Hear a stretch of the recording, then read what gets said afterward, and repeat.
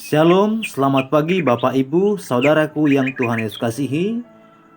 Senang berjumpa kembali dengan saudara-saudara meski hanya melalui wadah pelayanan online ini via YouTube. Bapak Ibu, di pagi hari ini kita bersyukur kepada Tuhan dan kita berdoa sebelum kita mendengarkan firman Tuhan. Marilah kita berdoa. Terima kasih Bapa atas kasih-Mu yang besar bagi kami. Kami telah bangun dengan tubuh sehat, dan kami mohon biarlah Engkau Tuhan juga memberkati kami sepanjang hari ini. Awalilah berkat-Mu bagi kami melalui firman Tuhan. Terima kasih Bapa, dalam nama Tuhan Yesus kami bersyukur berdoa. Amin. Firman Tuhan bagi kita terambil dari surat Paulus kepada jemaat di Kolose pada pasal 2 ayat 8. Dikatakan demikian. Hati-hatilah supaya jangan ada yang menawan kamu dengan filsafatnya yang kosong dan palsu menurut ajaran turun-temurun dan roh-roh dunia, tetapi tidak menurut Kristus. Yang berbahagia adalah setiap orang yang mendengar dan melakukan firman Tuhan. Tema kita adalah hati-hati jangan ditawan filsafat yang kosong.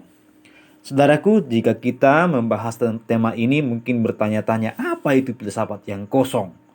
Sebenarnya ayat ini sudah menjelaskan kepada kita bahwa filsafat yang kosong itu adalah filsafat yang tidak menurut Kristus.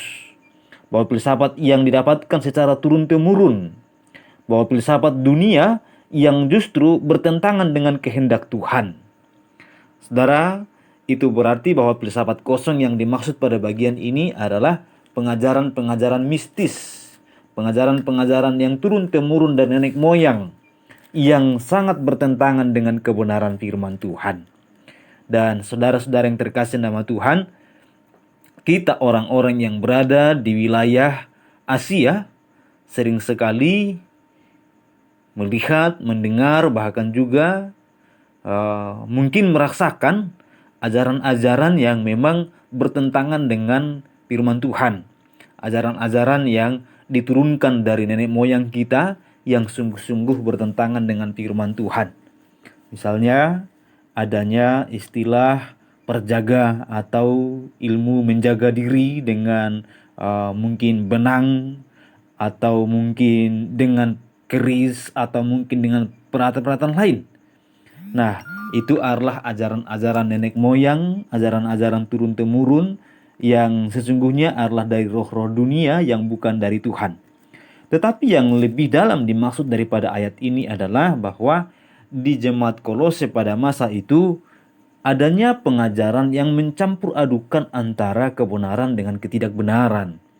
Pengajaran Kristus dicampurkan dengan ajaran-ajaran nenek moyang atau tradisi-tradisi yang pada akhirnya menganggap bahwa keselamatan itu bukan hanya karena Kristus, tapi juga dicampur atau ditambahkan dengan usaha manusia, dengan pekerjaan manusia. Nah, itulah yang dimaksud oleh Rasul Paulus pada bagian ini, bahwa agar mereka berhati-hati jangan sampai ditawan oleh pengajaran yang seperti itu.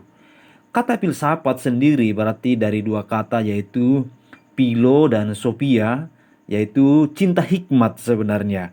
Tapi sayangnya jika hikmat yang dimaksud adalah hikmat dunia, jika hikmat yang dimaksud adalah hikmat yang datang dari turun-temurun yang berupa mistis, yang berupa penyembahan berhala dan lain sebagainya, maka tentu itu tidaklah berguna dan harus dihindari, dan jangan sampai orang-orang tertawan atau mengikuti tradisi yang demikian.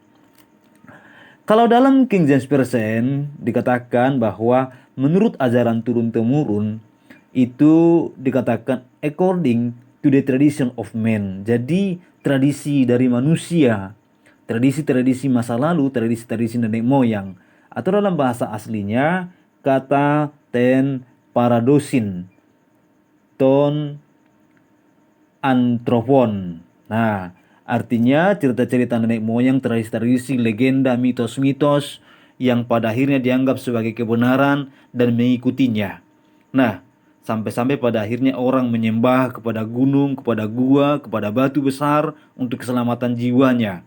Dan diharap bahwa itu semua dapat menjaga dirinya. Atau mungkin kalau di kampung-kampung ada beringin yang besar, pohon beringin yang sering disebut bahwa di situ banyak roh-roh gaib, lalu mereka menyembah kepada itu. Atau mungkin menyembah roh-roh dunia di sekeliling dan lain sebagainya. Nah, saudara-saudara yang terkasih nama Tuhan, mungkin di adat istiadat, di tradisi tertentu, hal itu masih ada yang memberlakukannya. Tetapi kita bersyukur bahwa Injil sudah mulai dengan luar biasanya mengubah banyak tradisi yang sudah menyimpang, sudah banyak mendapatkan perubahan. Nah, itu yang kita syukuri karena Tuhan menolong kita dan kebenaran Tuhan semakin dinyatakan bahkan di tengah-tengah tradisi budaya kita masing-masing. Saudara-saudara yang terkasih nama Tuhan, jadi Rasul Paulus mengatakan kepada jemaat di Kolose agar mereka jangan sampai tertawan atau mengikuti tradisi-tradisi yang justru bertentangan dengan Tuhan, bertentangan dengan firman Tuhan, yang bukan dari Kristus. Dikatakan demikian. Nah, menurut roh-roh dunia, yaitu roh-roh yang bukan atau tetapi tidak menurut Kristus, kai ou kata Kriston, kata di dalam bahasa Yunaninya, atau dalam King James Version, and not according to Christ, dan bukan menurut Kristus. Paulus menasihatkan jemaat di Kolose supaya mereka jangan mengikuti tradisi yang menyimpang dari kebenaran firman Tuhan. Apakah dengan demikian kita tidak boleh mengikuti tradisi adat-adat kita, seperti saya adat Batak, atau mungkin Manado, atau mungkin Timor, Jawa, atau tradisi suku apapun? Bukan itu maksudnya. Tetapi jika tradisi itu telah bertentangan dengan Kristus, jika tradisi itu justru menentang kebenaran, maka yang harus kita ikuti adalah kebenaran Kristus dan mengabaikan tradisi-tradisi itu. Saudara-saudara, ada begitu banyak tradisi budaya yang harus kita hormati dan memang kita harus junjung tinggi. Tetapi ingatlah, kalau tradisi itu bertentangan dengan firman Tuhan, apalagi akhirnya membuat kita jauh dari Tuhan, maka itu harus dihindarkan.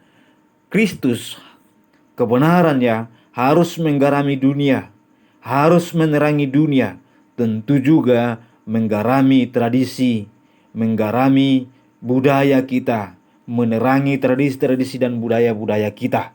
Itulah yang dimaksudkan oleh bagian ini. Jadi jangan sampai menjadi antipati kepada tradisi atau budaya, karena biar bagaimanapun kita hidup di dunia ini, kita pasti akan mengikuti budaya. Tetapi budaya itu haruslah budaya yang menyenangkan hati Tuhan dan tidak bertentangan dengan Tuhan. Saudara-saudara yang terkasih nama Tuhan, jadi sekarang pilihlah untuk mengutamakan Tuhan. Pilihlah untuk hidup dalam kebenarannya. Dan jangan sampai mengikuti ajaran-ajaran yang justru menentang firman Tuhan. Kiranya apa yang telah kita dengarkan pada pagi hari ini dapat menjadi berkat bagi kita, dan kita akan bertumbuh dalam kebenaran Tuhan. Tuhan Yesus yang Maha Baik memberkati kita semua. Marilah kita berdoa.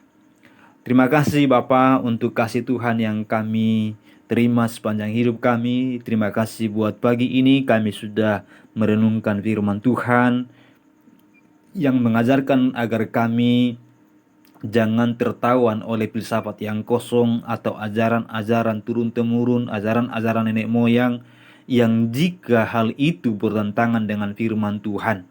Biarlah kami boleh hidup seturut dengan kehendak Tuhan, dengan pengajaran yang sesungguhnya, yaitu kebenaran firman Tuhan sendiri. Itulah yang menuntun kehidupan kami. Tuhan Yesus, kami berdoa, sebentar lagi kami beraktivitas, biarlah Tuhan memberkati kami. Dan jika ada di antara kami yang lemah, biarlah Tuhan menguatkan. Jika ada di antara kami berkekurangan, Tuhan cukupkan, dan berilah kelimpahan. Yang sakit disembuhkan, yang dalam keadaan duka, yang sedih, Tuhan berilah mereka penghiburan. Dalam nama Tuhan Yesus kami berdoa. Kiranya kasih karunia dan damai sejahtera dari Allah Bapa dan Tuhan kita Yesus Kristus dengan perantaraan Allah Roh Kudus itulah yang menyertai, memberkati saudara hari ini sampai selama-lamanya. Amin. Tuhan memberkati kita.